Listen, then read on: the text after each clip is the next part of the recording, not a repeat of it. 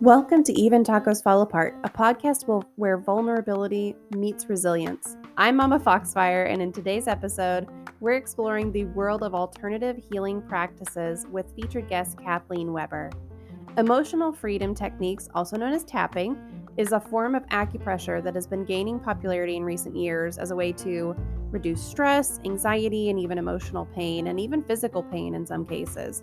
It involves tapping on specific meridian points on the body while focusing on a particular issue or emotion or trying to calm yourself. In this episode, we're going to dive into the science behind tapping and acupressure and explore how they can be used as complementary therapies to traditional mental health treatments. We'll also hear about Kathleen's own path and how tapping and acupressure helped in her own mental health journey. Whether you are curious about alternative healing practices or looking for new tools to add to your mental health toolbox, this conversation has some great takeaways. I hope you will find some valuable insights and inspiration to help you on your own path to healing. Sit back, relax, and join us as we explore the power of EFT and acupressure, because even when tacos fall apart, these techniques could help you recenter and pick up the pieces.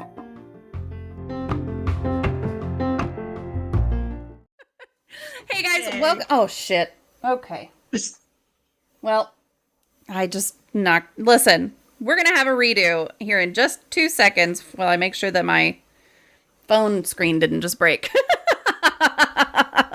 Oh, the beauty of being able to redo things. It's great. Hello. Hi, everybody. Welcome to another Mental Health Monday. Thank you so much for being here. I'm really excited for our guest tonight. We're going to be talking about acupressure and EFT and tapping with Kathleen Weber. So Kathleen, thank you so much for agreeing to join us tonight. I am so excited to be here, and I really appreciate this opportunity to talk about something that I love so dearly. So thank you for this opportunity. Absolutely. I'm stoked about it. So for everyone who is here and who has maybe been here for a few minutes, I apologize for being a little bit late. We were having some technical difficulties. We got it fixed. Alex is the hero in chat here. So thank you so much for your help, Alex. We really, really appreciate it. And I think we should be good to go. I'm just checking everything. We do have a question queue open. If you are interested in asking a question, you want to make sure that it gets into a queue where I'm sure to see it. I try to keep up with chat. But if you want to make sure that it's in there, you can type !Q, enter in a question, and then you can just rest assured that your question will get answered. So before we get into all of the questions, I want to introduce our guest. Kathleen was a school counselor for 25 years. In 2016, she was training for a triathlon and learned she could train her body to stretch past her mind's limitations. In the midst of that training, she began experiencing significant fatigue, odd body pains, erratic body temperature, and after being passed around from doctor to doctor for 9 months, Kathleen finally learned that she had Lyme disease with a co-infection of Bartonella. She started working with a practitioner who uses emotional freedom techniques, or EFT, and tapping to support the underlying emotional struggles that accompanied her chronic health issues. She was able to heal things from her past she didn't even realize were impacting her in the present moment. And Kathleen loved EFT so much that she became certified to bring the skills back to her students. But unfortunately, after being back in a school setting, she found that she kept relapsing. She shifted to being a full-time EFT practitioner, and today she supports educators who are experiencing burnout and trains educators on how to incorporate EFT into a school setting. This work is beautiful and completely aligned with her higher purpose. So thank you so much for being here, Kathleen. Again, I'm going to go ahead and post all of your socials, website, Facebook, Instagram, all that good stuff. If you are interested in connecting with Kathleen, feel free to connect with any of those. So thank you so much again for being here. And we do already have a question. So Bitemark graciously provided us an example of how to do the question queue. So her question today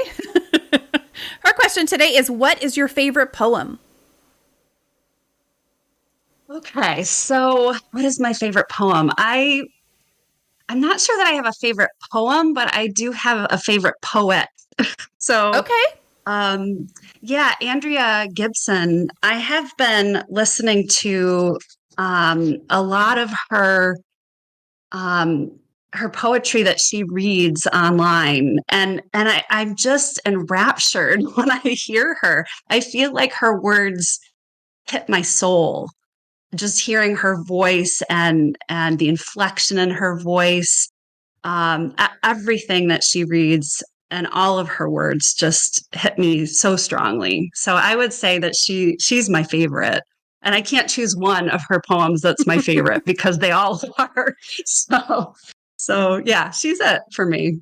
Can't just pick one. Well, you can find her on YouTube. So if you're looking to listen to any of those poems or figure out what the poems are, maybe you can pick a favorite. Feel free to visit her website and see her on YouTube also. So awesome. That's great. So we're gonna jump into a little bit of background here. Can you tell us a little bit more about your own experiences and what made you become interested in specializing in EFT? Yeah, I mean, specializing in EFT, I think most people who specialize in EFT have had some kind of life altering experience using these techniques. And whether it's that they've tried using it on their own or used it with a practitioner, which is what I did. And my doctor referred me to see this practitioner, which makes perfect sense. And I really wish that more medical professionals would, add in the emotional support when you're dealing with a chronic health issue. It's so important. Um, so just through that process, I felt like I healed in a way, an emotional way that I had never healed with traditional counseling, traditional talk therapy. And I had been in and out of counseling several times in my life. And feeling the difference with these techniques, it was remarkable and almost feels like it's at a cellular level. It's just a different kind of healing than trying to convince yourself to think differently about something or behave differently in a way. Because with EFT, it happens naturally as we calm the body's nervous system. So I just fell in love with these techniques. And the more that I researched, the more I learned about them, the more I wanted to learn. And that's still true today. The more I learn, I just want to absorb more and more the research, the different ways to use the techniques and ways to keep my clients safe. It's just all such a beautiful process. I've always been a really sensitive person.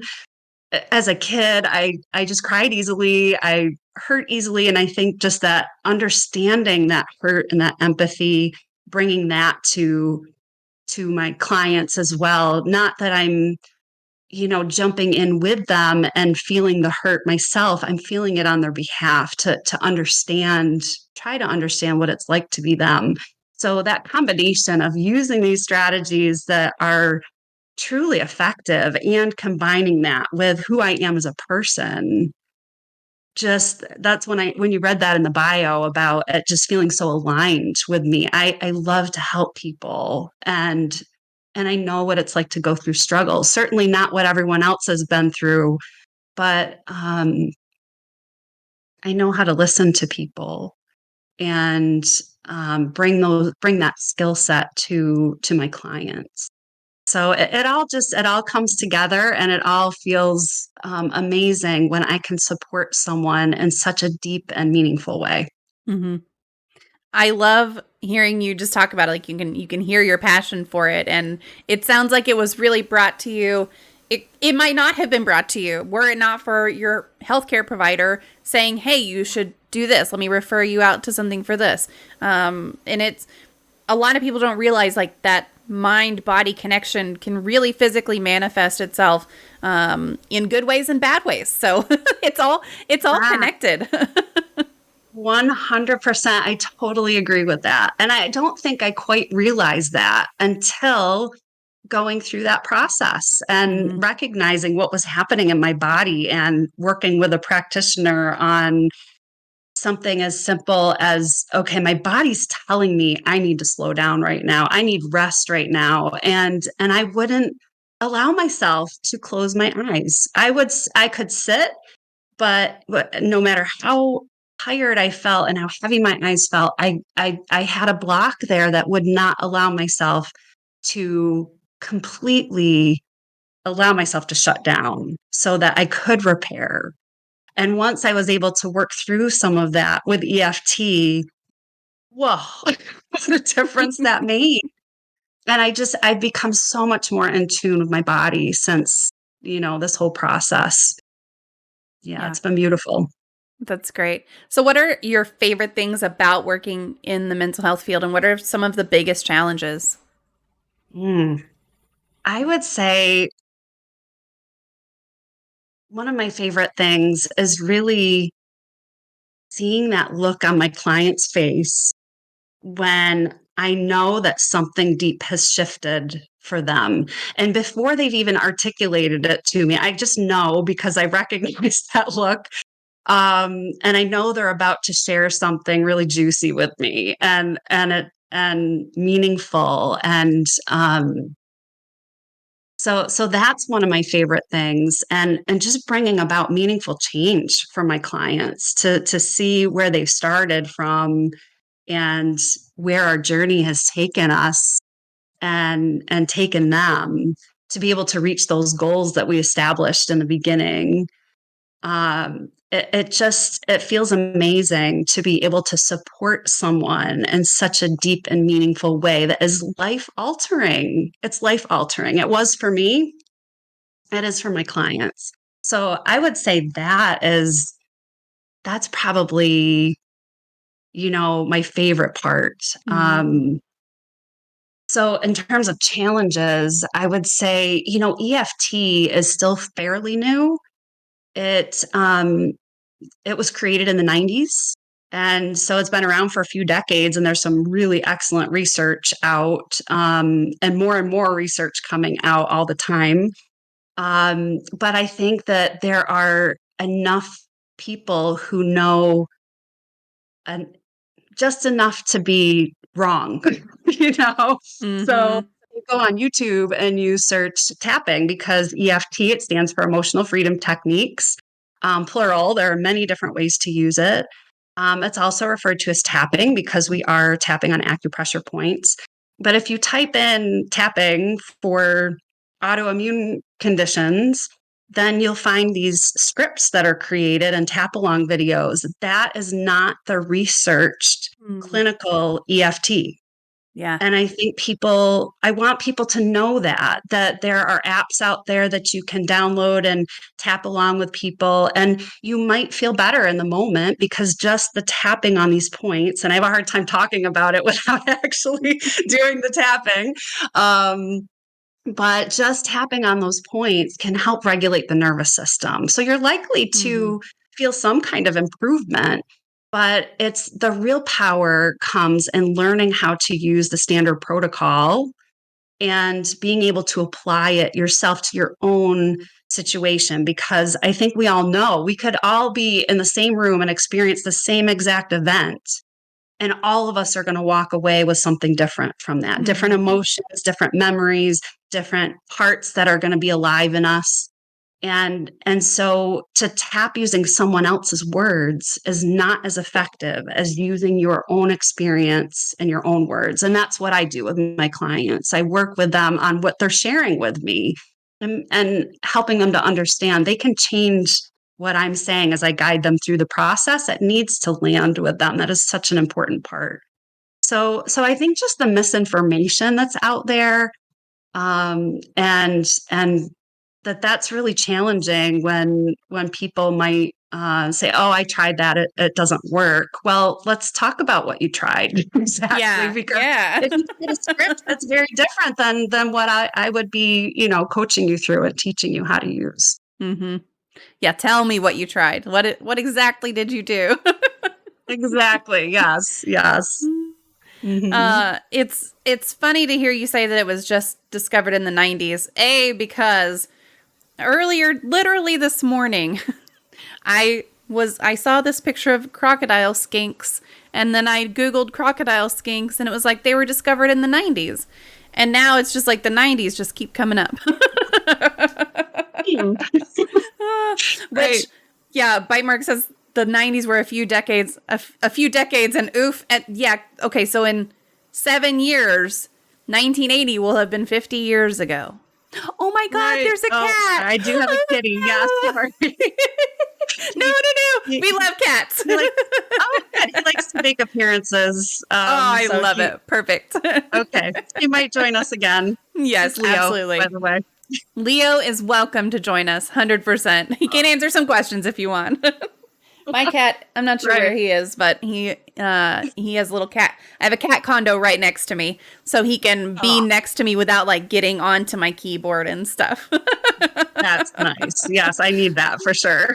Yes, yeah, for sure. Pardon me a moment. I need to grab this blanket for my feet. Sure. It's very cold in Texas today, and boy, are my feet cold. So I'm just going to put that on my lap. Yes. Welcome, everybody. If you're just joining us, we're talking with Kathleen Weber. We're going to be talking about acupressure, EFT, tapping, and all that good stuff. If you have any questions, feel free to put them into the chat, and we'll get them addressed. But welcome. Bymerk says, that sounds really similar to the EMDR videos that I see, and I think there's no way to cover the whole process in a TikTok. Oh my God. Yes. Correct. Yes. Yep. Agreed. Yeah. Mm-hmm. There are a lot. Same with EFT. Yeah, there are a lot of mental health TikToks. I'm glad people are talking about it. I'm glad people are talking about what worked for them, what didn't work for them. But there are a lot of them where I see and I'm like, I don't think you know what you're talking about. Yes, but that's how I feel with EFT videos. Yeah. Yep. Mm-hmm. So we talked about your favorite poem. Do you have a favorite book and a favorite movie that you feel like everybody should see and read?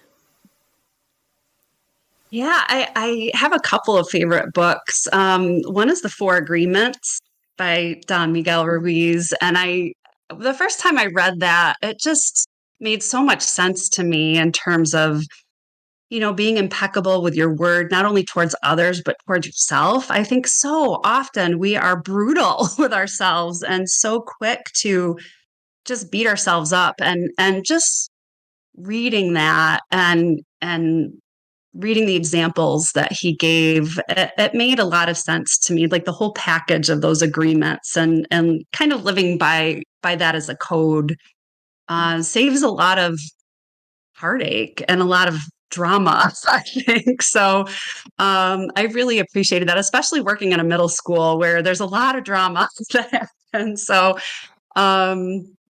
that book I really loved. And the other one, and I always get this mixed up, but it's The Boy, the Mole, the Fox, and the Horse by Charlie Mackesy. And it was just created into an animated film. But that book is so beautiful. The drawings in it, and you could just really open to any page and just, for me anyway, when I open it, I just melt into whatever is in front of me because they're the sweetest messages and hope and kindness and compassion, and that's my language. So I really appreciate that book. And in terms of a favorite movie, yeah, it's a hard one to narrow it down to one, but the one that I like, if it's on, I have to stop what I'm doing and watch, is The Sound of Music. Yeah. And yeah. I think it makes me nostalgic because as a kid, my grandma would always have that record playing, not always, but frequently. And my cousins, we would all get together and, play in the dining room for some reason. That was like where we'd play Office, and I don't know what else we did in there, but it just was really comforting to watch that movie. And I love music. So, and Julie Andrews is phenomenal. So just, yeah, all around, I find that I will just watch that movie anytime it's on, no matter what scene it is. Yeah. Isn't it interesting how it's like, at my grandmother's, we always played in the living room, because at one grandmother's, we always played in the playroom. At another grandmother's, we always played in the garage. At another grandmother's, we played under the stairs. Like you had specific locations where you played at these different places, and it's just like cemented in your brain of that association. I always think that's so cool. Yes. Yes, absolutely. Yeah. For me, that soundtrack for me is the Phantom of the Opera. That's the one that my mom would put on when she was cleaning, and I love that whole soundtrack. Not because of the cleaning part. Right. Right. I love that one too. That was amazing. Yeah. So Droid has a great question, and it's a perfect little transition. So I'm going to read his question, and then we'll kind of transition into my next question also. So to what extent does it actually change the patterns of the nervous system? To what extent is it sort of a meditation, like taking deep breaths? And to what extent do you think it's placebo effect, as in, I think this will work so it works better, or I don't think this will work so it doesn't? Which takes me to my question is just like, let's get to the basics of what is EFT? Can you just kind of go over that? Yeah. Of course. Of course. So EFT, as I said, stands for Emotional Freedom Techniques. And it's a set of techniques that are stress management techniques. And what I love about, well, there's so many things I love about these techniques, but I love that they can be self-applied, that when you learn how to use some of these strategies, that you can use them anytime that you find your emotions are dysregulated. So that's a big part of it. Another piece that I love about these techniques is as we're tapping on acupressure points, we're communicating with the amygdala in the center of the brain, which is our fight or flight center. So when we are activated to the point that we want to fight or flee, we lose connection with our prefrontal cortex. It goes offline. So all of those times where people say, oh, just, do this, or just think about it this way, or you can't, because you can't access that part of your brain. So being able to communicate with that high emotion in the center of your brain through these tapping points, that allows you to think about what you're thinking and feel what you're feeling. And while we're tapping, we're communicating with that part of the brain that, yes, I'm thinking about this, and yes, I'm feeling this way. And I accept that that's how I'm feeling right now. And we're able to calm that fight or flight response in the brain so that our prefrontal cortex comes back online, and then we can think about things differently. So that's where we see a lot of what are called cognitive shifts through the sessions, is when that fight or flight response calms down enough that clients start thinking differently about things. And even when I use it myself, I notice that same thing happen. So, in terms of like the placebo effect, there have been studies that have been done where they compare tapping on these particular acupressure points versus sham points. There is a clear difference between the two. It is not just a matter of believing that it works. And even for people who don't believe that it works, it still works. So you can't talk yourself out of this working. Although there are people who will say, gosh, I feel better, but it must be because I was talking about it, So, and they call that the apex effect. There's an actual name for that. And for me personally, I really, it doesn't matter to me what my clients believe if they feel like I'm helping them. That's really the important part of it.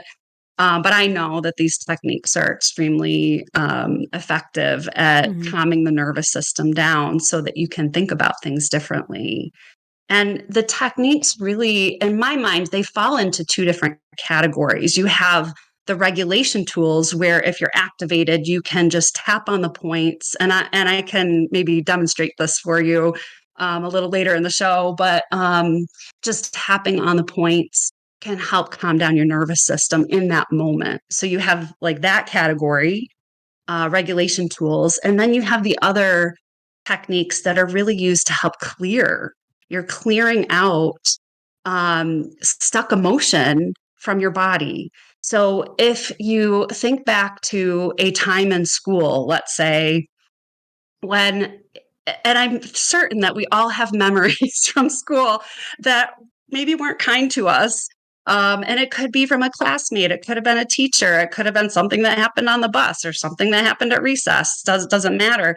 But I think we can all think back to a time when something happened and we still have a visceral response to that thing happening. That's what's stuck in our nervous system. That's still there. So we use those clearing techniques to allow yourself to feel the feeling that's there, to think the thoughts that are there. So I'm meeting my clients right where they're at and gently using the tapping to help shift and calm down that emotional response.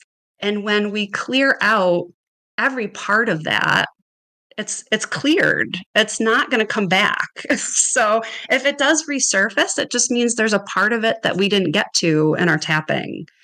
So it's very powerful stuff. Things that, I had maybe held on to from childhood that I've been able to tap on. And, being a pretty sensitive kid, there are lots of those moments. So just being able to have tools to help me manage, still having some reactions to things that happened when I was so little. It's really powerful. Yeah. It sounds real. I've never done any of this. So it sounds like a really good, positive experience, especially if you can address things that are from your past that weren't so positive. And then you're addressing them and kind of like helping to let them go. That sounds really freeing in a way. It is emotional freedom. Yep. Yeah, oh yeah, absolutely. Right.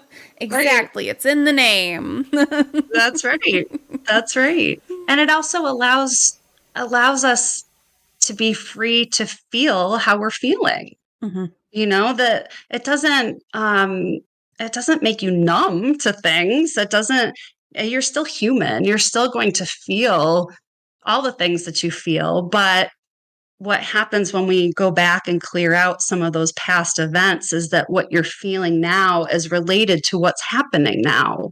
And it's not also on top of all the other times in your life when you had felt that way or something similar happened. Mm-hmm. So it helps us to be able to manage what's happening in the here and now in a more effective and calm way. Yeah. I had never heard of EFT, but I have heard of acupressure, and I think that probably most people have heard of acupressure. Yeah. Is it the same thing as EFT and tapping, or is EFT a specific technique that uses acupressure, or vice versa? Yeah, and there are so many acupressure points, but EFT uses 9 particular acupressure points. And so I would not say EFT is acupressure. EFT incorporates certain acupressure points into the protocol. Mm-hmm. That's really neat. I love whenever things cross like that. It's like, okay, there are a bunch of these. We're going to take 9 of them, and really this is how we can really address things in our brain that maybe are bothering us and we don't realize it. They're holding us back in our life. That's a really cool thing. Agreed. 100%. How did you first hear about EFT, and what made you open to trying it? I think that when a lot of people come to EFT, they're kind of at the end of their rope. It's like, I have tried everything else and nothing has worked for me. And I think that's how a lot of people find it. For my story, I found it because I was so sick, and my doctor recommended that I try it. And actually, he called her an energy doctor, or his office staff called her an energy doctor. And so I had no idea what that was. I'm like, what? And then I would be doing energy testing, and I'm thinking, what on earth am I going to do with this person? And I don't know. I had some funky like image in my head of like electrodes and measuring energy that way. And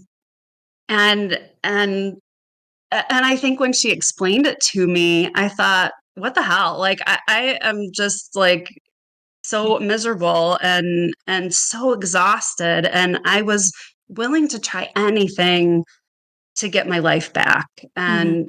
And I'm so glad that I did. I'm so glad that I did. It changed everything for me.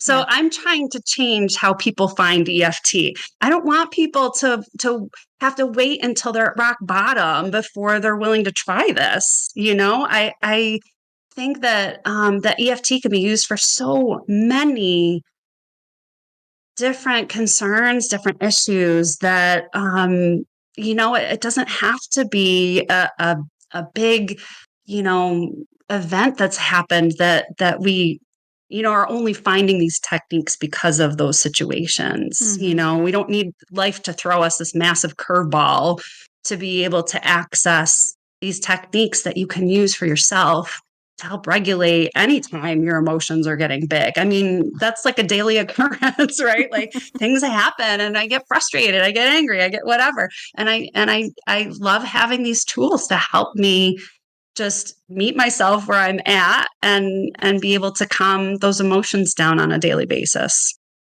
Yeah. Bite Mark brought up EMDR already in this stream. And that's another thing that I feel like this is probably on that same level. I had never heard of it. I think a lot of people kind of view it as a last resort, or like they don't even know about it until someone suggests it. But it can be so helpful if it's something that like, would really benefit you. If you have things that you could take from it. Do you think that everyone could benefit from EFT, or is it a specific set of people who would benefit from it? I personally think that everyone could benefit from it. And that's the reason why I wanted to bring it back to my students at school, to teach them at a young age how to use these techniques and try and normalize it for them. Because when people think, oh, tapping, that's strange. That's weird. And I think I felt the same way. I'm like, how could this possibly work? I was skeptical, and um I learned otherwise through my own experiences, but just bringing this to children, and kids respond so quickly to EFT because they don't have the layers of memories and things that happen to them the way that we do as adults. So they just clear so quickly, and it's fun to watch. It's just a fun process to watch them grasping it and being excited about it, and wanting to do it, asking for it. Hey, can we do some tapping on this? Sure. No problem. Let's do it. That's Yeah. awesome. Kids are so receptive to things. It's amazing to me how receptive kids are to, I don't know, let's just try it. Like, they don't have that built-in, what is that? I need to research it. I need 20 different reputable sources to tell me that this is a thing I should try. Right. Exactly. Like, I don't know, let's try it. Right. Exactly. Yeah. We all need to be that way a little bit. Is Yes. EFT usually used in conjunction with like cognitive behavioral therapy or other therapeutic techniques? That's a good question. So there are licensed mental health providers who do incorporate EFT into what they use. And if they're, maybe they're already using CBT or DBT, or, any kind of therapy, that they'll incorporate that. And there are also people who are like mindfulness practitioners who incorporate it into their practice, or breath work practitioners or Reiki practitioners. There's just such a variety of how people incorporate it into what they do. I am an EFT practitioner. Even though I have a background in school counseling, I'm not a licensed mental health therapist, counselor. So I want to be clear about that. I don't diagnose. I don't, treat, so to speak. I don't prescribe medication, any of that kind of thing. So really, depending on who's using it and what their skill set is, and whether they're licensed or non-licensed, I mean, those all impact how people use EFT. But there are also medical professionals. There are nurses and ERs who use EFT to help calm the nervous system, to just to help triage in those emergency situations. So there are all sorts of ways that people are using these techniques. So I would say it depends on who you're seeing. For me, EFT naturally brings in your thought process. It naturally brings in how you're feeling now about something you're thinking about. And it also brings in any kind of body sensations. So I really I love that it incorporates all of those different aspects because they're all alive in us. We're feeling things in our body. We might feel some kind of sensation in the solar plexus when something happens, and you're including all of it because it's the whole picture. And I think that's really important process. Mm-hmm. I feel like I went off on a tangent there. That is okay. Listen, we go off on tangents here all the time. They're welcome, just like cats. Yes, it's right here. Yes. Are there any indications that this method could be beneficial for somebody? Like if you're experiencing, you said people come to this at the end of their rope. So what's an indication that EFT could be really, really helpful for you? Yeah, oftentimes if there's a pattern of behavior, say like self-sabotage, for example, could be a pattern. It comes from somewhere. You develop that as a coping strategy when you're young. For some reason, something happened that strategy worked for you. And then as you get older, those same strategies don't serve the same purpose. They get in your way. And so oftentimes when I see people who have those kinds of repetitive patterns that are, not helping them to get where they want to be, that's a really good indicator. And it could be around anything. Mm-hmm. It could be around eating. It could be around, like for me, I have been working on trying to get some more movement into my day. And through my tapping, what I've learned is that I have this like push pull thing happening where, before I got sick, I was really pushing myself, like pushing through and mind over matter, and you can do this kind of thing. And then over here, I have this part that's my body like screaming at me, like, no, because that gets you into trouble. And so it's like trying to clear out like that conflict that's happening there. And I think a lot of times I hear clients say, there's a part of me that wants to do this, but this other part is not okay with that. And Mm-hmm. so we can work with those different parts in order to bring them together so that they're on the same team, because that's ultimately what we want.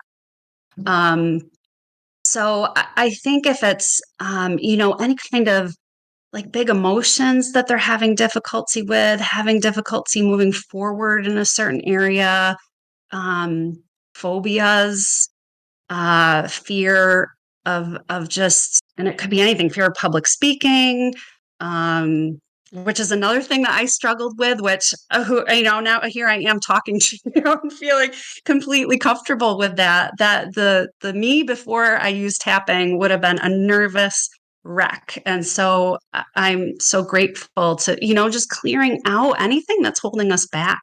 Mm-hmm. That's what it's about. It's about healing those parts of yourself that are holding on to these coping strategies that just aren't working for us anymore. Yeah. Yeah. Is there ever a time where EFT would not be recommended for someone? So there are a couple of situations that I'm cautious about. One is if someone has a medical condition, but they have not sought out medical treatment. Mm-hmm. That's someone that I won't work with until they've sought out the medical treatment, because that has to happen first. That's fair. And yeah, right. And just as as an example, and again, I'll use myself. I had some kidney stones. If anybody's had kidney stones, they know how excruciating those things are. And I knew I was going to have to go to the hospital. I was waiting for my doctor to call back, and I'm like, okay, I'm just going to try tapping on this. It did nothing because it was it was a true medical issue that needed Mm-hmm. attention. So, but if it's a chronic issue, you do need to follow medical advice. And if you feel like you've exhausted those avenues, then maybe it's time to take a look at some of those underlying emotional issues, because oftentimes, um, it's so fascinating to me, but oftentimes chronic issues surface in a way that's like a metaphor for your life. So if you have, foot pain, it might be that like a fear of moving forward in your life. Or if you're having, digestive issues, what are you struggling digesting in your life? What can't you stomach in your life? So, I do find that there are many times that EFT can help with medical issues, but I always check to make sure that my clients have seen a medical professional first. Mm-hmm. Um, Another area that I would say, and this really applies to like self-applied tapping. You do not want to self-apply tapping on any type of trauma, whether it's like a big T trauma or even a little T trauma where maybe your life wasn't necessarily at risk, but it felt like it as a child. That requires another person to help co-regulate, to help keep you safe, because you run the risk of pushing yourself backwards, Mm-hmm. and really doing some harm. So I would say, please do not, um, you use tapping on yourself for those issues. Um, and then I guess the last part of this is, um, and this, I don't know that this is really so much about not using tapping, but if you meet with a practitioner, and I offer a free consult for anybody who is interested in working with me, it is so important that you feel comfortable with that person. If there is a lack of trust, if there's a lack of rapport somehow, if you're just, for whatever reason, you can't even put your finger on it, but it just doesn't feel right to you, pay attention to that. And I know I'm not the right practitioner for everyone. That's Mm-hmm. completely fine. We're all different. And I would want my clients to be interviewing me as much as I'm asking them, like, is this a good fit? Is this going to work for us? And, because it really does need to work for both of us. It needs to be in my wheelhouse and feel like something that I'm proficient at and can keep you safe and help support you. But for my clients, it's, do I trust this person? Because if you don't have that, there's no way that you're going to allow yourself to feel what you're feeling, say what's truly happening for you. And that's just such an important part of this process. So definitely making sure that it's a good fit, with your practitioner. Mm-hmm. And we have talked about Yeah. that in general with mental health providers. Like, Mhm. For if you're sure. not gelling with your mental health provider, of course you want them to push you. Of course you want them to make sure that, and growing is hard. And so if you're growing and it's uncomfortable, that's one thing. But if you're not getting along with your therapist, that's Oh, different. You can always fire them, find one that fits for you. And it sounds like it's the same with EFT practitioners, where it's like, you got to make sure that you are meshing with that practitioner. So that's important. yes. 100%. So true. Hmm. How do you maintain a safe environment with these services? Has anything ever come up that caused you to kind of stop a session because of intensity of emotions or anything like that? And how do you cope with that? Yeah, I personally haven't had a situation arise where I've had to stop a session, but I do know that it can happen, especially if a big trauma surfaces. And at that point, you really just want to help regulate the person. You're not working on clearing anything at that point.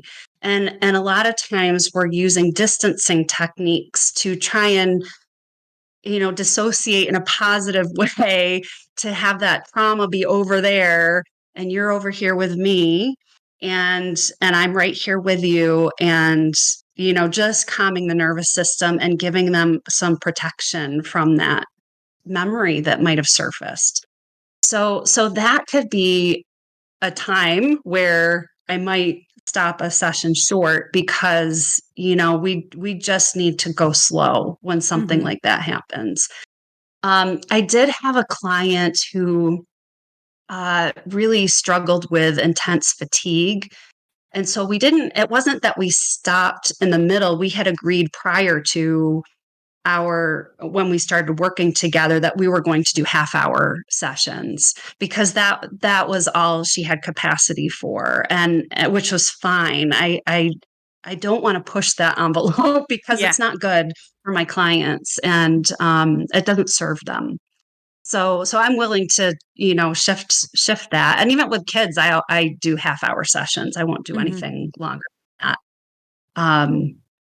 Yeah, so those are the only times I could think of where, even if something comes up that's really big, I'm using the rest of the time to regulate my clients to make sure that they feel okay. They feel grounded. They know that they're here and that they're not back there, that I'm with them, that we're doing this together. So those concepts are just really important when something really intense comes up Mm-hmm. that just needs a really gentle touch. Yeah.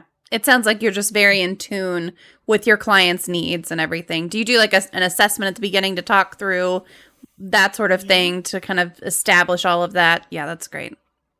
Yeah, I mean, we start with a 15-minute consult, which is free, and anyone can sign up for that through my website. And most practitioners have that. Mm-hmm. Um, and it's really, like I said, kind of, gauging for both parties. Is this like an agreement we want to enter into? Does it work for both of us? And then the very first time that I meet with a client, I call it a discovery session. And it's really an opportunity to hear the story, to hear more about what it is that they want to work on, ask deeper questions to try and get to the core. Like, what is it what is going to bring about the most meaningful change for you? What can we spend our time on that's really going to make a difference for you? And how is that showing up in your life? What would it look like if it was different? What would you be doing differently? How will you know that things are better? So there are a lot of questions that I'm asking to try and fine tune and really come up with a goal that we're working on together. So we start by looking into the future. What is it that you want to happen? And we try to put a time frame on it. Sometimes that's really hard to do. Like by this time, I'm gonna, it's everyone's different, so it's hard Mm-hmm. to say that sometimes. But if it's I've been procrastinating on making these phone calls for work. That's something that we can put a deadline on and say, okay, by next Monday, you're going to have all these completed. And so that's where we start. Just thinking about that. How are you feeling?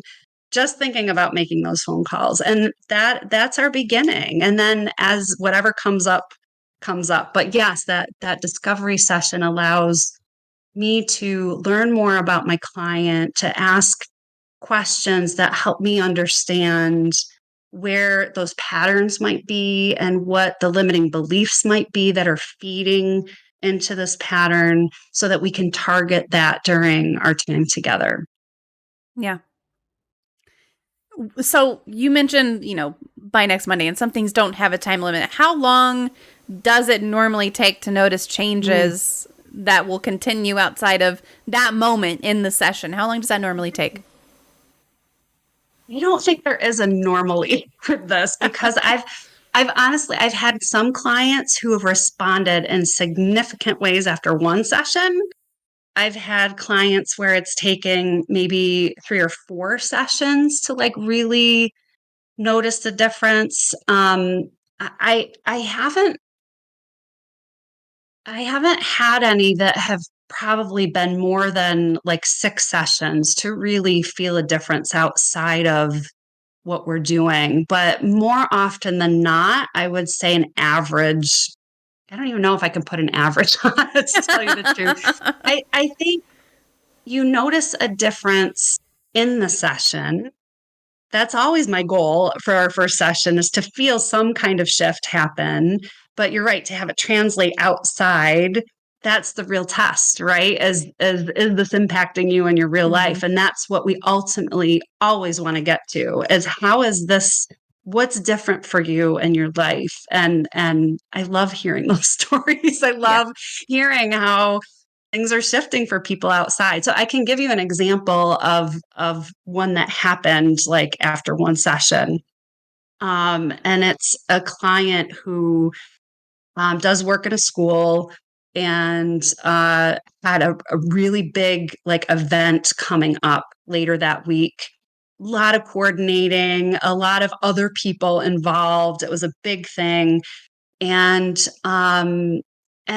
just feeling really nervous about it. What if something goes wrong? Like you get all those questions of what ifs, like what if this happens? What if this happens? What if there's nobody helping me with this?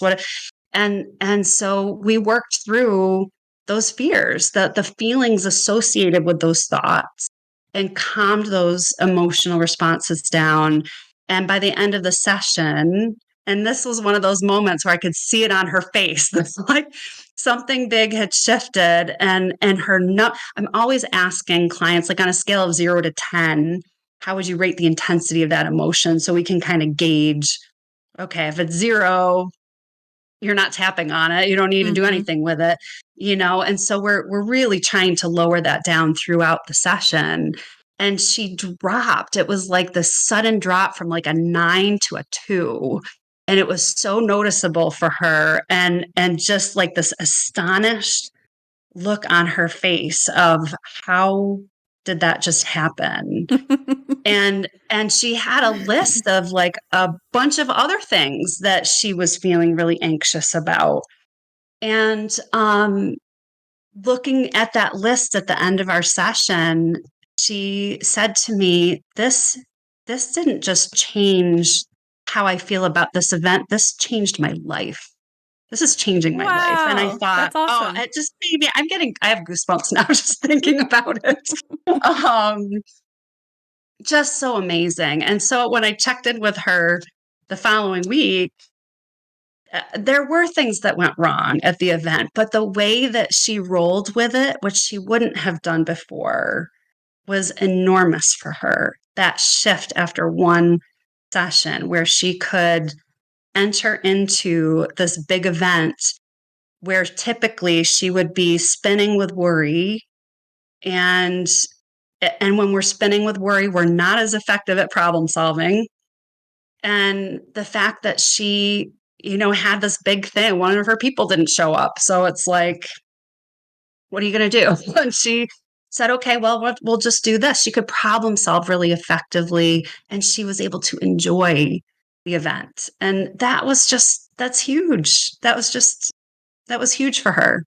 Yeah. So yeah, sometimes these major things happen after one session, and other times it does take time because it could be a deep-seated kind of issue. And so there's this concept in an EFT world where we talk about tabletops and table legs.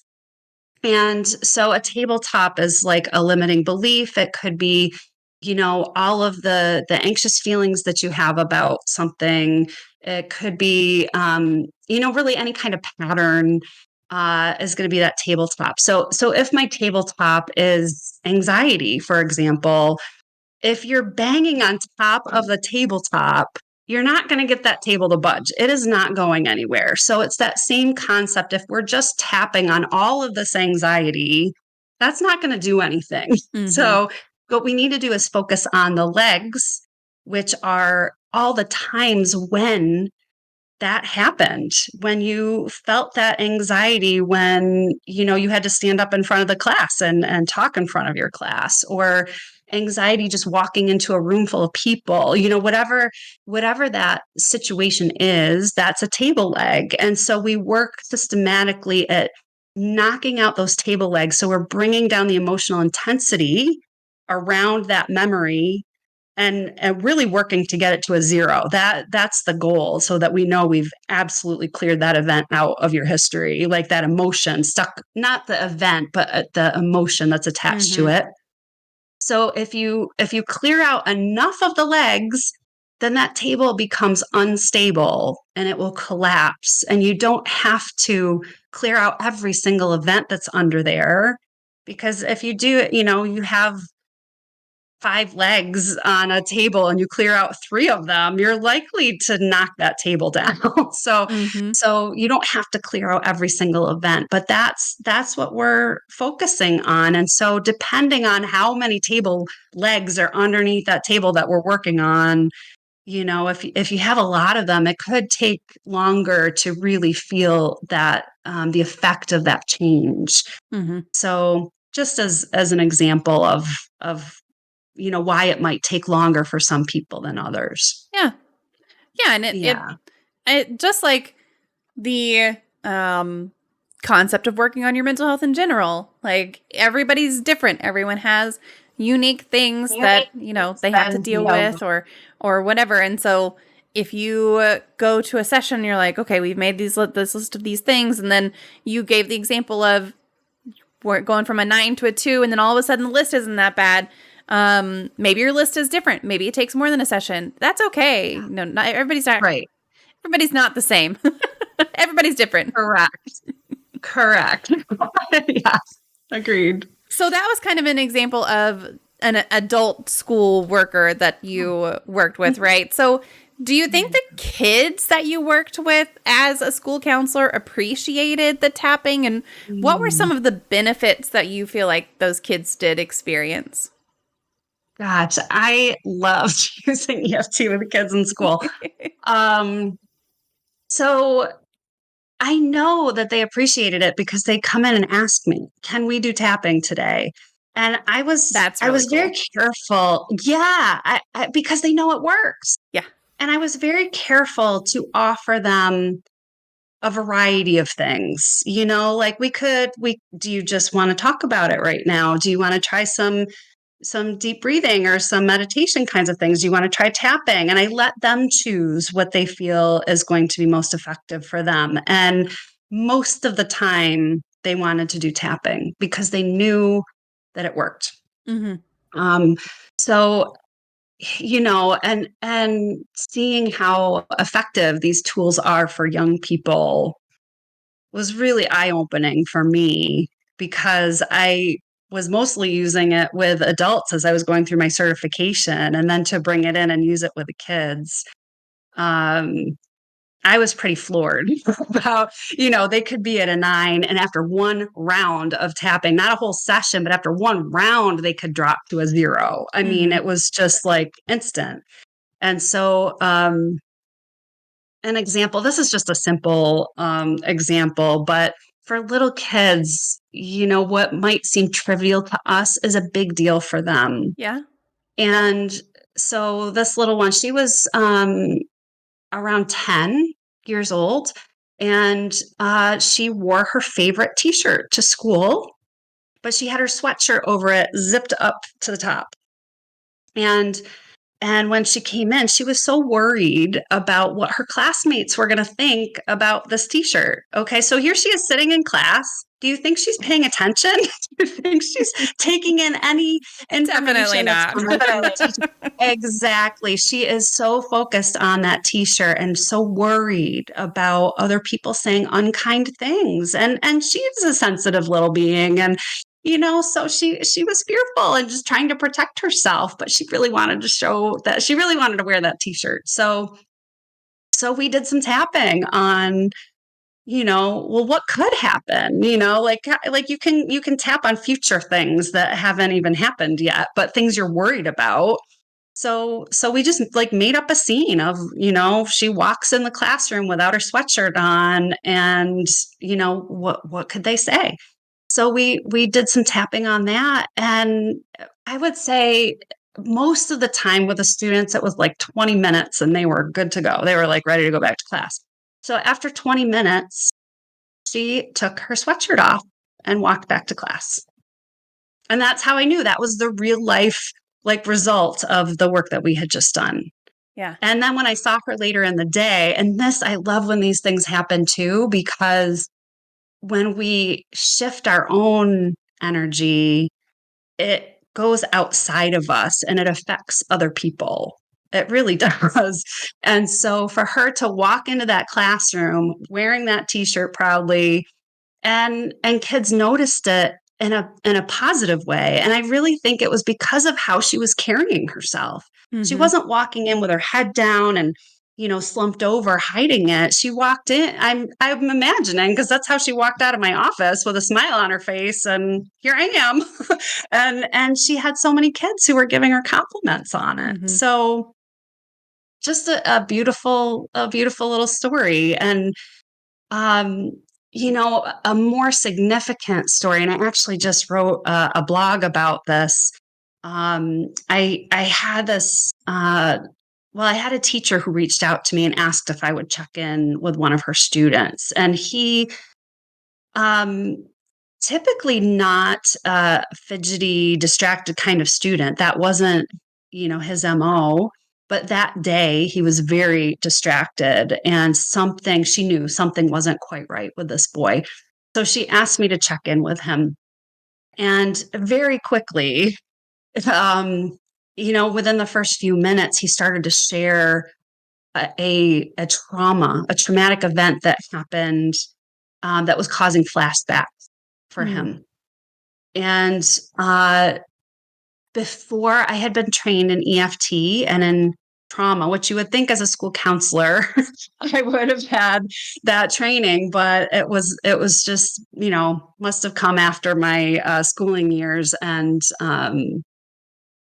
so anyway, I had, as part of my certification, was part of this, intensive trauma course, and really came to understand that simply by talking about the trauma, we're hardwiring those responses in their body. So if I just allowed him to talk about it, I'm making it worse for him.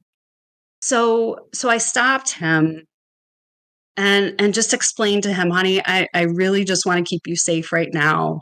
And what you have to say is really important. And I just want to make sure that I'm doing everything I can to keep you safe while you're letting me know what happened. And so I explained to him, this is what I would like to do. And it's a trauma technique that we use, um, that's very slow and looks at one teeny little piece at a time, and just slowly working through one little piece at a time. And Mm-hmm. I explained it to him, and I said, does this sound like something that you would like to try? Always want to give them a choice, because especially with trauma, choice was taken from Yeah. them. And so we want to empower. So just allowing him to decide whether he wanted to try it. And he did. And after about 20 minutes was like the magic number. His whole demeanor shifted, and he could talk about what had happened without any kind of emotional dysregulation. It was like like he was seeing it up on a movie screen, and he could just tell what was happening and nothing was coming to him. And after that, he never had those flashbacks. It was like I could help him in that moment to heal in a beautiful way, just by working with what was there in a gentle way, and with his nervous system directly. That's what we were Mm-hmm. working with to help shift what was happening for him. So there are things that happen in a school that feel trivial, and then there are these huge things that kids are dealing with that I was able to support him in such a meaningful way. And before using EFT, I would not have been able to get those results. There's no way. I Right. would have helped to regulate him, and I would have sent him back to class after a period of time, and he still would be thinking about that and ruminating and distracted. And I just felt so grateful in that moment to be able to help him in such a healing way. Mm-hmm. Yeah. Do you have a chance, now that you're not in a school setting to work with kids a lot still, or is it mostly the adult side? Yeah, I mean, I still will occasionally have some young clients, Yeah. but I'm also in the process of working with a university professor. We're working on some research together that involves tapping in a classroom setting. Mm-hmm. So it's not a one-on-one. It looks different in a classroom than it does in a one-on-one situation. And so we're there's opportunity there for me to Yeah. still work with the kids in a classroom. And I'm very excited about that because I know I've seen the effects, and to be able to document it in a way that's meaningful Mm-hmm. to all the researchers out there and all the people that need to see this research for it to know that this is, a supported by science intervention. Yeah. And one other thing that I was thinking of, speaking of tapping in a classroom, is another situation that came up.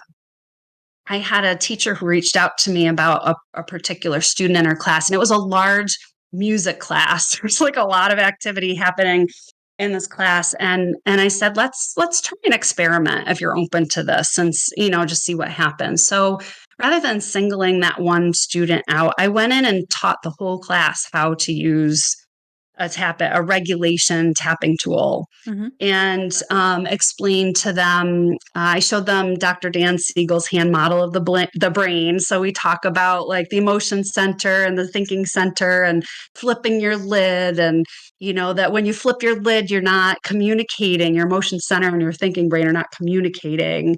And so that's what tapping does. It communicates with this part of your brain to calm it down so that you can think more clearly. Of course, I took my time with, that was like a drive-by version. But yeah, so just explaining that to them and giving them some examples of, maybe times when they were so nervous that they couldn't even think straight. You're taking a test and you're so nervous you can't remember, and you knew this stuff. You knew it last night when you were studying, and now it's all out the window and you don't remember anything. And then we just did some silent tapping. That's all we did, just tapping on the points. We went around 2 times, and the teacher came back to me afterwards and said that was the best class that I've had so far this year. And it was so easy for her. Yeah, right. It's so easy for her to incorporate that into her daily classroom, activity. That's how she started class. And actually, I don't think she used it every day. She used it when she felt like she needed to. Mm-hmm. And then one of her colleagues got wind of it, and then she wanted to, use it in her class. And that teacher, just started tapping. She wouldn't even say anything. She'd just start tapping on these points, and the kids would see her and they would just join in. Mm-hmm. And she didn't have to raise her voice to get their attention. She just would tap, and they would join her and settle down, and then she could go on with her class. So just really beautiful, gentle ways that don't require like the yelling and the, trying to talk over everybody. And, that's just, can be hard for the teacher and for the kiddos. Yeah. Yeah. I feel like if you can do things that are taking kids out of the whatever they're in the moment of, telling them, okay, everybody be quiet, or okay, you need to focus, or whatever, like that, sure, maybe it could help a little bit. But if you have a way to take them out of that, whatever they're doing, it just helps them so much faster, so much more effectively than saying, okay, everybody focus, So right. I think that's really neat. Right. There Absolutely. was one of my kids was at a daycare center when they were very little, and the teacher, I don't remember what she used to do. She used to do something. It was physical with her, like something with her face. She did. I wish I could remember what it was. It was something with her face, and she would not talk. She would just do whatever it was. I don't remember if it was like blowing up her cheeks or something, and then she would just wait for all the kids, all these little bitty preschool age kids, to start, doing the same thing, and they would all do it, and then they would move on with whatever it was. There was no discussion. It was just like, do it and move on. I love it. I love it. That's perfect. Perfect, especially for little ones, you know? Yes. Yeah. Yeah. Yep. For sure. Mondrian says, in 7th grade, I unintentionally wore the same hot pink top twice in 1 week. Nobody said a thing. If they did, nobody mentioned it to me. I realized it towards the end of the school day. I was so affected. I started keeping a log of everything I wore 5 days a week from 7th until I graduated. A few years ago, my dad mentioned finding my clothing log a couple of years after I was in school. He said it freaked him out a bit, but he didn't ask me about it. And so when I explained what it was, he was extremely relieved to finally know the reason. I can't believe my parents held on to that info and concern for decades. Oh my gosh. A session or two of tapping would have saved me years of keeping a log of my school outfits, that or uniforms. Okay. I hate uniforms though for my kids. Like, I don't want them to have to wear a uniform. It's, to me, very stifling. Yeah, but sure. also, like, you know, that is a real concern. And to a kid, a 7th grader, that is a huge deal to all, if you care about clothes and how many times you wear clothes. That can be major in your brain. Clearly, it was very impactful to you. Yes, absolutely. Especially at that age of your life where Yes. you are so, like, you think that you are in the spotlight all the time. You feel that way and feel like everybody's paying attention to every little thing that you're doing. So it's all heightened at that age. And it's so important to remember that their brains are not developed at that age, and their perspective is different than us as adults. So what might seem like something that's, oh, who cares? It's not a big deal.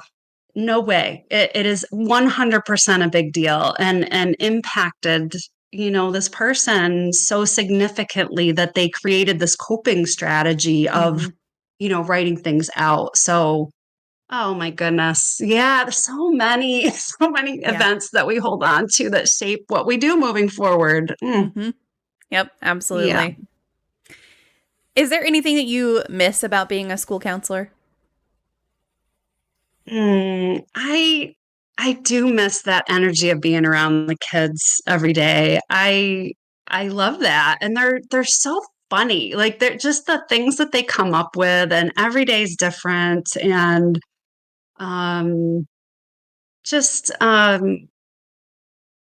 they're just beautiful little people, and so I do miss that. And I've worked with some really excellent colleagues over the years, and so, doing this practice, I'm working from home, although I do have some really amazing mentors and practitioners that I swap sessions with, and so I still feel extremely connected, even though I'm working from home. But I do miss, like, the excitement around holidays, and the ugly sweater day and the contests, and they're just like fun things that get the kids hyped up. And yeah, those are the things that I probably miss the most. Yeah. I know in your full bio, which you can find on tacosfallapart.com, I know in your full bio, you talked a lot about the challenges of being a school counselor and the demands of being in that school setting. What changes to the work environment might have led to you staying in your position there? Oh my goodness. So what I have found over the years is that, and I think in every school counselors have different responsibilities. I think that depending on the administration that you have and how they view your role, that impacts, it impacts your role in the building. Fortunately, I had a lot of supportive administrators, not in the beginning of my career, but towards the end of my career. I had some really, really great supportive administrators. But, things like building a master schedule, that was not in my counseling degree, and I love puzzles. I am like a closet math geek. And so I love logic problems, and I actually enjoyed, putting that together, but it took away so much time from me being able to support students. And And quite honestly, I loved using EFT so much that I just wanted to do it all day. That was really, if I could be in a school and use these techniques all day with kids and not have to do some of the other administrative things. And I know those are important, but I'm like, to have a counselor do, paperwork on, filling out forms for things. Like my time is better spent in supporting kids' emotional needs. So, and that's what I want to do. And I think that's what I love about what I do now. I'm supporting people and helping them in meaningful ways. And I can't, even like running my own business, like I have to be on social media. Yes, I have to, like I have an email community that I send a newsletter out to, but I love all of it. I love all of it because it all supports what I'm doing. And I just love what I'm doing so much. And I want to share it with people. Um, and in school, I couldn't say that. And I think, like life throws you a curveball sometimes and it's like smacks you up the side of the head of like, you need to go this way. Like you need to do this over here. And that was one of those times where I was like, no, I need to be a school counselor. It's like once you start in education, there's this like belief that you have to stay in it forever until you retire. And I think that's shifting. I think there's a lot more discussion about what's happening in a school culture that is causing such extreme burnout. And it's worrisome because it affects the adults, but it then affects the kids. We're going to see a big exit from education because of the systems that are in place. And tapping isn't going to, for me, isn't going to change that system, but it's going to change how I interact with those things that are happening. And so, yes, I was relapsing, but it was that because I wasn't listening to my body and following what I needed to do. And so once I really tuned into that, it's like my physical symptoms changed. And, that was like the important piece for me. That's what tapping uncovered for me is like, I don't love what I'm doing right now because there are systems in place and things that are happening that are not aligned with who I am as a person and how I want to be spending my time. And so when I was able to listen to that, that's when things really shifted for me. Yeah. I think there has to be a reckoning at some point soon. I just read an article the other day about a teacher who quit teaching, went to work at Costco, and is now like, I feel so much better. I can actually pay my bills. I get the right amount of sleep, like all this stuff. And it's like, you went from teaching, which is so important, so critical to society, to working at Costco. And now you can pay your bills. And now you're like being able to take care of yourself. That sucks. There's something wrong with that, right? Absolutely. It's such an important job because it's not just a job for teachers.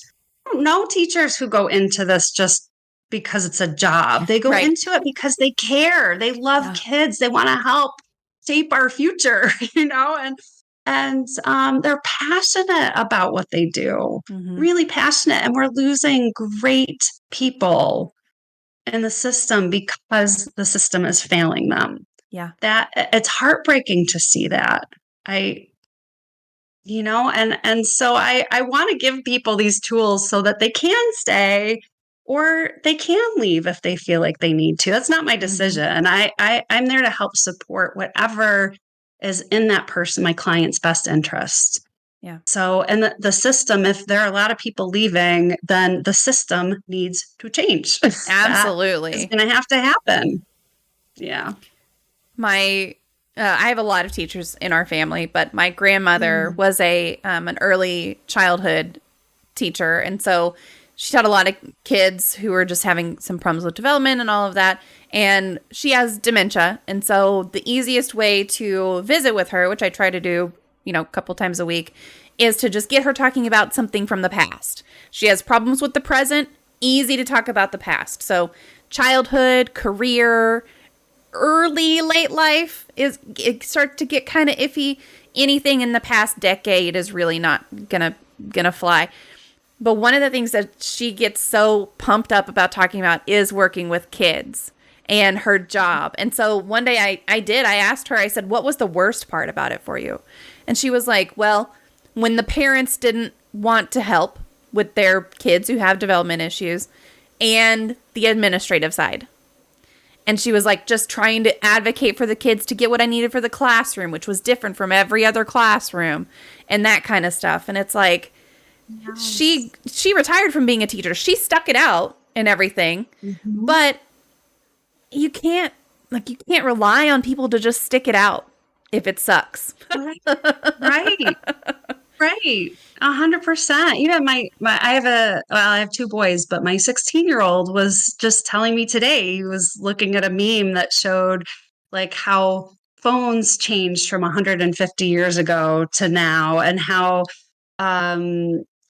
just like electronics have changed over the years, and then to look at a classroom from 150 years ago and look at a classroom now and how similar they are. It's the same. And it was like the only thing that's changed is you don't have a chalkboard, you have a smart board, in the class. But and I feel like that's unfair because a lot has changed, but there are still so many things that are antiquated with our education system, and bringing in, nervous system regulation tools to a school setting would be a huge benefit for the kids and for the staff. If we can teach the staff how to use these tools for themselves and get comfortable with them so that they can use them in a classroom setting with the kids, what a difference that would make. Yeah. And it doesn't have to be this huge initiative. It doesn't have to be, you need to plan how to use this.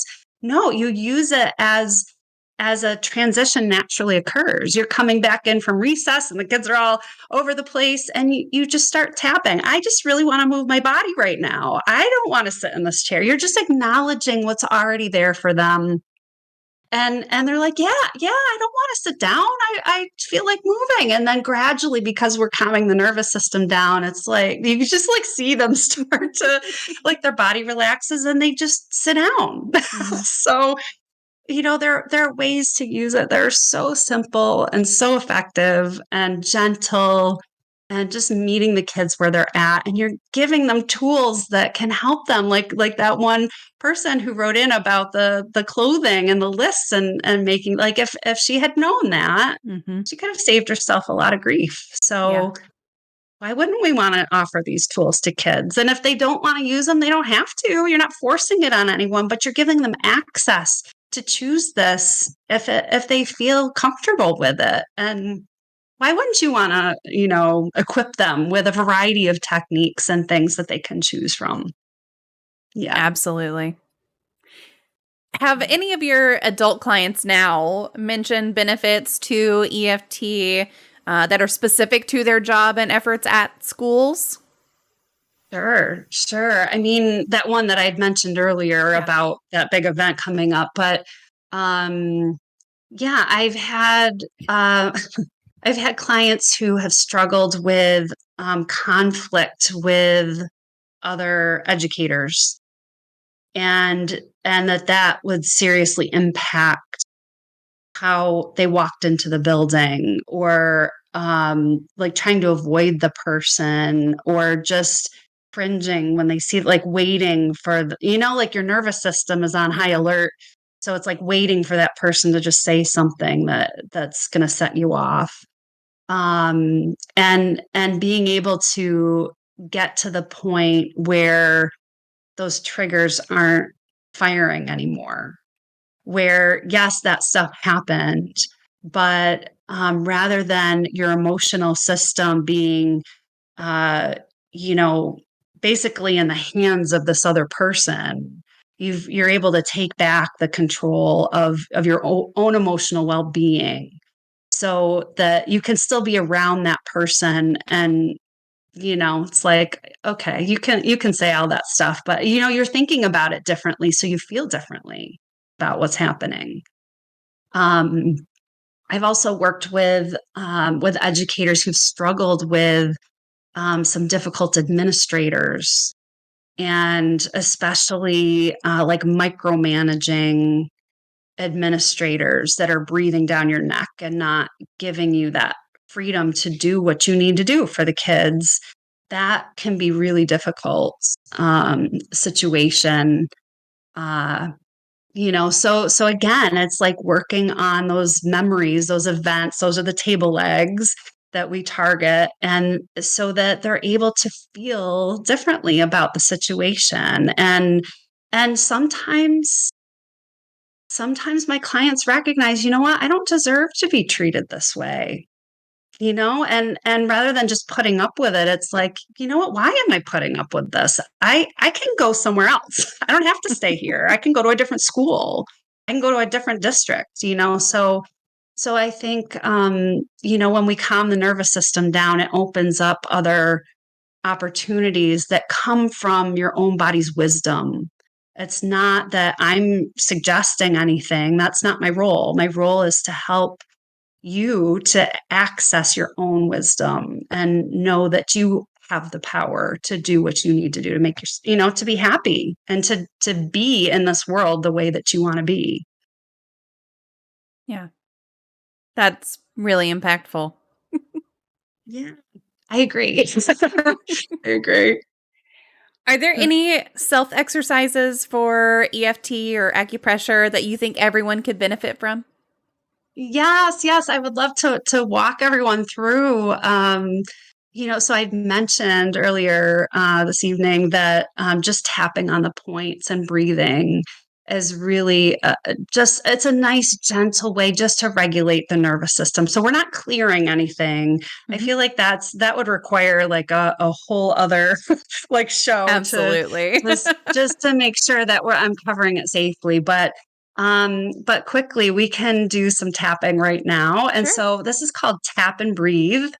And so we're gently going to tap on the acupressure points, and I'll show you where those are. And the breathing component, it's not a deep breath.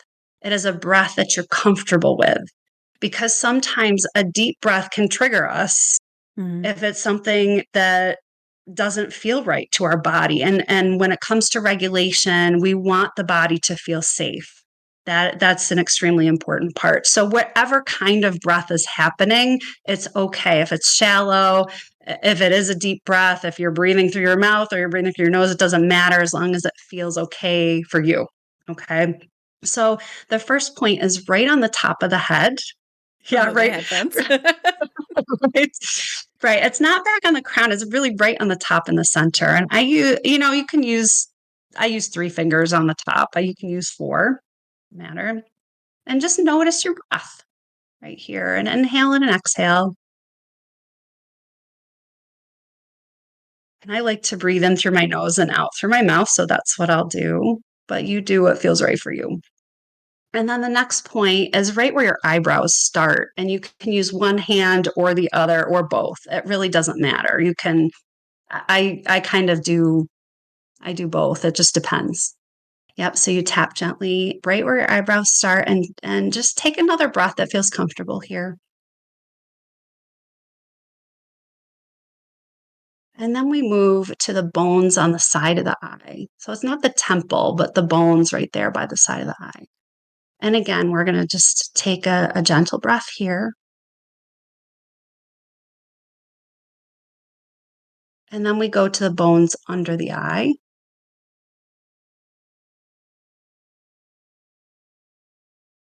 And you might even begin to notice that your breath is changing as we're tapping. So you just breathe, or you're going to tap under your nose and take another breath here. I do feel like my breath is getting deeper just naturally on its own. And that might happen for some and it might not. And that's okay. Whatever's happening is okay. And then we go to the crease in the chin. This is the chin point. It's not the tip of the chin, it's that crease in the chin. And take another breath here.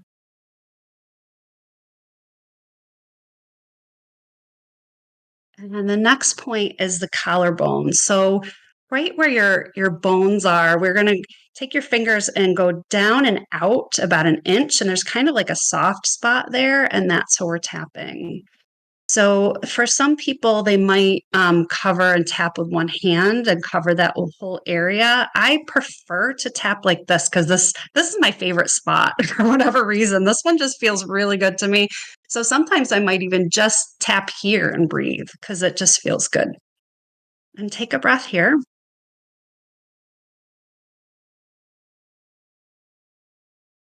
And then the last spot is called the underarm, under the arm point, but it's really on the side where your ribs are. So it's like a hand width down, like for a woman might be where your bra strap is. It's like right in that area. So you can tap with one hand, you can do both if you want to wrap around, you can go like this, like the kids like going like this because they look like a monkey.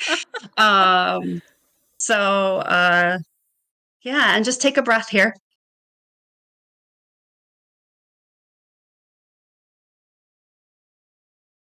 And that's it. That's around. And you can go around as many times as you need to. I loved doing this in the car because, especially if I'm on my way to school or for anybody who has a job, you're in your car and maybe you're rushing in the morning, maybe even turn on your favorite, song or something and just tap and listen to the song. And we really don't want to be doing like any kind of deep clearing work while you're driving, but anything that can just help to regulate your nervous system and keep you in the present moment. That's really what we want to do. So I don't know. What did you think of that experience? It was very, I feel like anytime you are focusing on doing one physical task and breathing, it's very regulating for me, at least. I know some people do have problems with like box breathing and stuff. I love box breathing. So for me, like I did about when we got to this one, like I noticed my breaths were a lot longer without even thinking about it. It was just like all of a sudden that breath that I did had a very long exhale without any extra effort. It was really cool. So I could definitely see how that could be really helpful. Absolutely. Absolutely. And what I love about it is you're breathing where you're at in the moment. It's okay. Anything with EFT, it's okay to be right where you are. So if your breathing is shallow, that's okay. That's where you're at. And there's nothing wrong with that. Mm-hmm. That's just what's showing up for you in this moment. So, and just by tapping, we're just calming the nervous system down and it shifts naturally. That's how it works in sessions. We're shifting things slowly and naturally. Mm-hmm. And those thoughts shift naturally without having to force yourself to, or convince yourself to feel a different way or to think a different way about it. Oh, this is how I feel. This is how I feel about it right now. And it's okay that I feel this way. I accept this is how I'm feeling right now. So you're meeting yourself right in that spot. And to me, that's beautiful. Like there's so much of that's missing in our culture these days of, you can't feel sad for longer than a certain amount of time. You shouldn't be too angry, stop your crying, no. If I feel like crying, I will cry. Like just let me cry. It's in there. It needs to come out. So that's I love how I can just meet my clients where they are. I can meet myself where I am when I'm using these techniques on myself and just acknowledge that, yes, I am feeling really frustrated right now. And that's okay. It's a feeling. There's a reason I'm feeling frustrated. And so I'm going to tune into that for a moment and just see what's there. Yeah. So yeah, that's, I feel like I could talk about this forever. Gosh. Well, I love hearing about it. It's new to me. So all of this has been really good exposure for myself, at least. So that's fabulous. Good. And hopefully for people who are listening as well. Yes, absolutely. I do feel like all of those points were really accessible. Sometimes you get where especially as a fat person, like you get where something that works for someone who is not fat really doesn't work for someone who is fat. So all of those points are so accessible. This one was a little harder, and I wonder if there's something different. Yeah, like I wonder if there's something different, like different pressure or something to use there. But all of the rest of them, I love that they're so accessible to everyone. That's fantastic.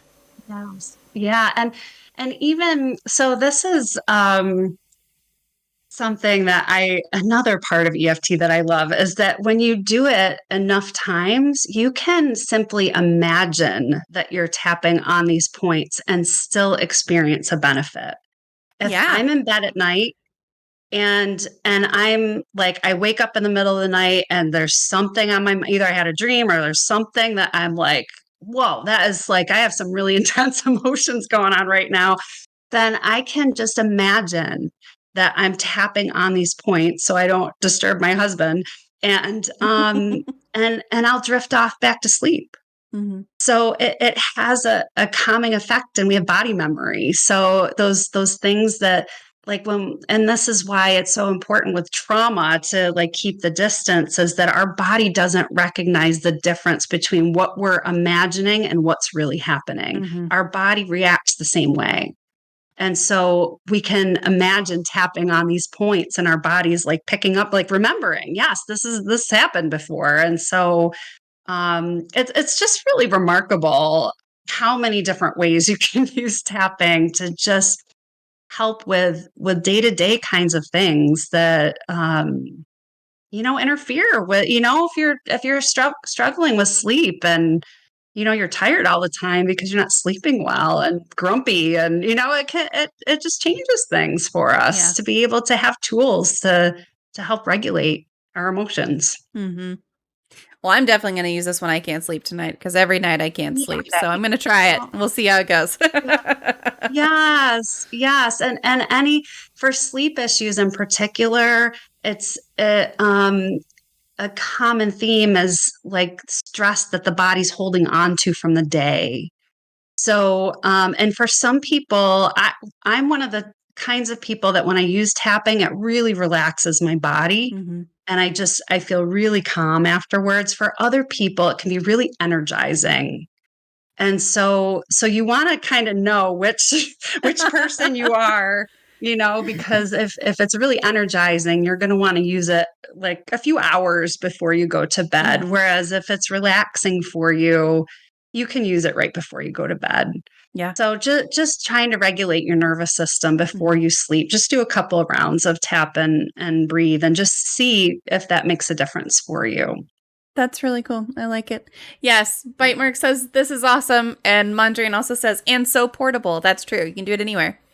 Anywhere that you are. Yes. There are also finger points that you can use. And I would teach these to my students. So, because, you're not going to tap on the top of your head in the middle of class if you're feeling, anxious about something or whatever. So I'll show those to you really quickly. But right where your thumbnail, like if you hold your hand so your thumb is up, mm-hmm. then it's right in the corner where your nail meets your skin. So you just tap on that part, and you can again take a breath there, just like what we did, and then it's the same spot on each finger. Oh, so always on this side towards your body? Always on the side. If your thumb is up, it's always on the top part of your finger, right where that fingernail meets the skin, down in the corner. And you can also tap on the side of the hand. This is another point that we use with the standard protocol where we clear things. And then you could even tap on the wrist, good. Like kind of make it, make it a circuit, going around. So that is something that I would teach my students so that they could use tapping right in the classroom if they needed to and didn't want to draw attention to themselves. I don't know what it is, but that one feels good. Fabulous. I love that. It's so good. It's everyone's different. So you find your spot and mm-hmm. follow that. Follow what feels right for your body. It's really important part of this process. Yeah, absolutely. Very cool. I love that. Well, it is time for our magic moment Yes. of the stream. So I do have a magic wand right here with me. So if you could Love it. wave a magic wand and eliminate one common opinion or misconception or theory surrounding mental illness, disabilities, or talking about mental health, what would it be? And we'll just give this a wave and let you go. Love it. I I would eliminate judgment. Mm. That's what I would eliminate. I hear so many people who make comments, judgments about other people's lives without fully understanding the story, and as if they would do things differently if they were in your shoes. And my belief is that if I was in someone else's shoes, then I would also have their life experiences. I would have their background that I know nothing about. And knowing what I know about how beliefs are formed and how they're held in the body, I'm in no place to judge. Mm. None. Because if I was truly in their shoes, I would do exactly the same thing. I would That's what would happen. So that I would get rid of all of those comments and, snide remarks and critical, mean kinds of things so that we could just meet each other where we're at and accept, yeah, okay, this person is struggling right now, and Hmm. perhaps show kindness instead of a judging critical voice. What a different world we would live in. It really would be completely different. Yes. Yeah. That would be a great thing to eliminate, just the judginess. Because I think Absolutely. we could have open dialogue about mental health Hmm. without, people are afraid to talk about it because of that judgment, those mean comments that people say and Yeah. critical kinds of things. Let's get rid of all that. Can we do that? Absolutely. I would Wave your love wand. to. I wish it really, Fabulous. really was magic. Oh my goodness. It would Well, be what great. else starts with us, right? And so if everybody Yes. listening to this, makes an effort to recognize, what, I would do the same thing if I was in that person's shoes, then maybe Yes. we'll all be a little bit kinder towards each other. I love that. Well, we're going to open up to any remaining Q&A, folks. If you have any questions for Kathleen, feel free to pop them into the chat, and we'll make sure to ask them while we're waiting on that. I'll go ahead and post your socials one more time. So if you would like to connect with Kathleen, there's her website, Facebook, Instagram, LinkedIn, email, all of that good stuff. So feel free to connect. And then, Kathleen, if there's anything that we didn't talk about that you want to cover, resources or recommendations or anything like that, I'll just open the floor to you as well. Yeah, thank you. If you're interested in the research behind EFT, there is a website that keeps track of all of the amazing research projects that have happened over the years, and like journal articles, and it's just really fascinating to me. So it's called the scienceoftapping.org. And my trainers actually are the ones who initiated this project. And on my website, I have one of the Science of Tapping videos on my website, just to give people an idea that this really is backed by science. Mm-hmm. And not just on a subjective level, but they measure biomarkers, which I find fascinating. So measuring cortisol levels before and after treatment. Um, it's remarkable that you can see such a significant drop in cortisol, which is our stress hormone, and it causes inflammation in the body. So when we can lower cortisol levels, we can also often lessen our body pain. Um, so just that research component, I think, is really amazing, and I get excited every time I see something new coming out, because I know it works, but to see, it backed by science and being compared to cognitive behavioral therapy, which is the gold standard Mm-hmm. of therapy, that it's either as effective or even more effective because it's quicker and it's longer lasting, because we're working with the body's nervous system directly. So it's a different type of modality than a talk therapy kind of thing. And yeah, so if anybody's interested in learning more about that, yeah, and also my trainers have some really great articles and a ton of information on their website if you want to learn more about EFT. So their website is EFTtappingtraininginstitute.com. EFTtappingtraininginstitute.com.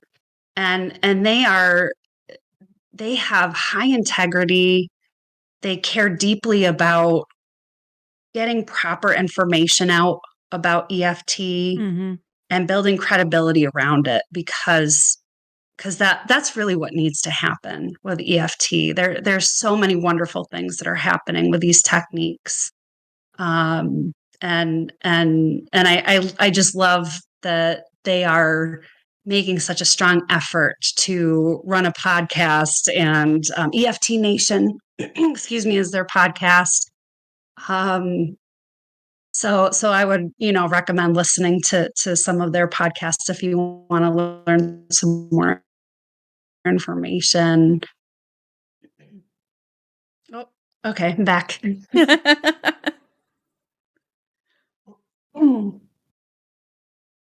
Okay, well, I got the Science of Tapping website. Hey, Jax. Oh, I think one of my dogs needs to go out, but I don't. I swear I heard him tip tap by, which is usually his indication of I'm walking by your office. Now I'm walking by your office again. Now I'm walking by your office again. I'll have to let him out here in just a little bit, but yeah, right. Sure. So I got those websites posted. So if you're interested in any of those, feel free to click through, learn more, absolutely read more. Bite Marks, thank you so much for being here.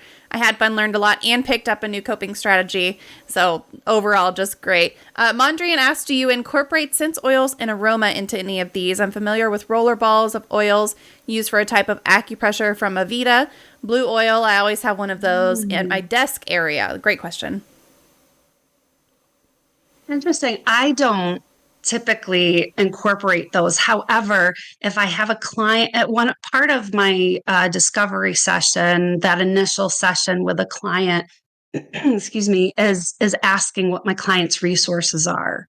So if that is something that's calming to you, and I find that during our session you're becoming really dysregulated, then we can use that. We can pull in, other things that are useful to you. So because if it's comforting to you, then that's going to help calm your body down quicker than something that I might come up with that you're like, no, that doesn't work for me. So we can always incorporate that into what we're doing if that's something that helps you. I love that it's so customizable. It sounds like it's just can be a very personal experience. That's fantastic. Definitely. Well, thank you so much for being here with us, Kathleen. Everybody, thanks for the questions. Those were wonderful. Give me just a couple minutes to disconnect with Kathleen, and I'll be back in just a little bit. So thank you again for being here with us today. Really appreciate being here. Thank you. Absolutely. All right, y'all. Be right back.